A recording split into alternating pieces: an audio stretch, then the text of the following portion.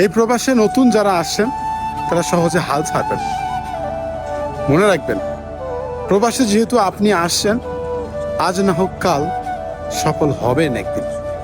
শুধু সময়ের অপেক্ষা, একটু কষ্ট করতে হবে।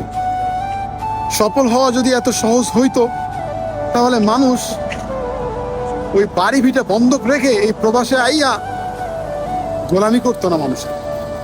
এই প্রবাসে অনেক ধনীর দুলাল পইরা আছে নিজের স্বপ্ন পূরণ করার জন্য, অথচ দেশে কিন্তু তাদের কোটি কোটি টাকা পড়ে আছে, তবুও নিজেকে সফল করার জন্য, নিজেকে প্রতিষ্ঠিত করার জন্য এই প্রবাসে পাড়ি জমায়। বুঝছেন? তো সফল হওয়া এত সহজ না। যারা নতুন আসছেন, অল্প একটু ধৈর্য ধরেন, আল্লাহর কাছে শুকরিয়া আদায় করেন।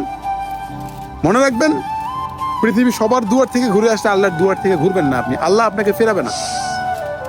আপনি, আমি, আমরা মধ্যবিত্ত যারা, তারা কিন্তু সবসময় ঋণ করেই প্রবাসে আসি। আমরা অনেক কষ্ট করি, অনেক পরিশ্রম করি, এরপরেও কিন্তু আমরা সফলতা পাই না।